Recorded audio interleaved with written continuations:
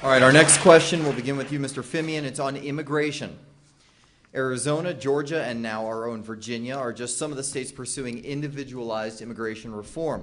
What steps should the federal government take to address comprehensive immigration reform, and what are appropriate measures to be addressed by the states? Well, we've got to secure our southern border. I don't think anyone here would argue with that. We have enemies abroad who hate us for whatever reasons they have.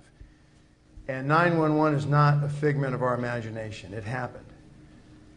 Who knows what's coming in our southern border? But if I were our enemy, if any of us were our enemy, we would be doing everything humanly possible to get as many people into this country as fast as we could.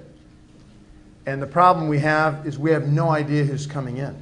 And the problem is if we try to enforce immigration law, because we're a nation of laws, the rule of law applies here. If we try to enforce these laws and send somebody back across the border's wide open. There's nothing to prevent them from simply coming back again. It's essential that we secure our southern border. And what I would argue for is the high wall with a wide gate. You've heard it said before. But I would make sure we know whoever's coming in here, and we do that for a variety of reasons. We want to make sure that you learn our language. We're going to let you come in here. If you're here already, fine. We just want to know who you are. And we want you to learn English. So someone can't tell you falsely something they want you to believe that allows them to manipulate you.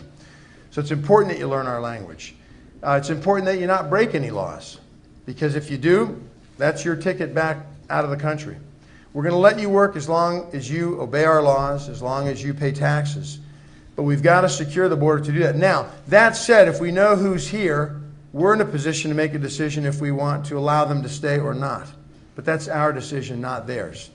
And as long as there's work to be done that will not be done by Americans already here, and there are people willing to do that work, this accommodates a wide variety of interests. So, well, we've got to be very practical and realize that this wide open border does no one any good in the age of nuclear terrorism. And the thing that I fear is what can be brought into the country across that border and the number of people here and what could happen in a scenario that none of us even wants to think about.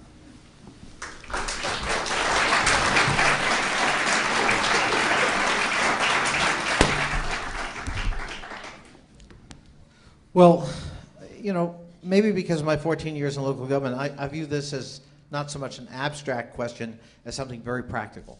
How are we going to fix a broken system? And it is a broken system. And we're putting the burden on local governments and state governments, and it shouldn't be there. What I don't favor is any legislation that leads to racial profiling. You can't ask police to do something they know to be very troublesome, if not unconstitutional, and that is stop somebody on the suspicion you look funny, you look different, the color of your skin, the clothing, the accent, your breath, and so you must be. There's a good chance you're an illegal alien. I don't agree with that. I think that's going to put our police departments in impossible positions. Having said all of that, the federal government has to step up to this challenge. And there's a lot that's broken with the system. We just voted to put another 1,000 border security guards on the border. We have to secure the border. I've been working with my Republican colleagues, Frank Wolf and Rob Whitman, to allow Governor McDonnell and the Commonwealth of Virginia to expand the 287G program, which allows our sheriffs and jails, when somebody is caught committing a crime, that we can expeditiously work with immigration to get them out of our community. I think that's the right thing to do. But there are other things we have to do. The H-1B visa program, for example. That business community I work with, especially the high-tech business community, is very concerned about the lack of sufficient skilled workers because the H-1B visa program that allows high-end, highly educated, highly skilled people to come into the United States is too small. It's not enough. It's filled up in 48 hours. And, you know, the future Einsteins of the world may be in that group. But we need them. We need them for the American economy. We need people at the lower end of the unskilled sort who can work in the fields and work at other jobs that Americans are not filling. And so we have to fix that. We have to make the system predictable and fair and seen as such so people will comply with it. And once we do that, then I think strict enforcement is totally in order, because the rules are clear, they are fair, they are predictable, and if you break them, we're going to get you and we're going to send you out of the country. And I think that's what we have to do moving forward. I favor comprehensive immigration reform, and I hope we address it in the next Congress.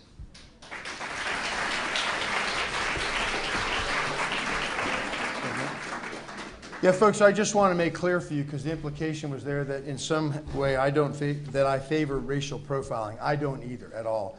But when somebody commits a crime, anyone who commits a crime, I think it's a fair question to ask if you're a citizen or not. I don't think that's racial profiling, but I think it helps us understand who's here.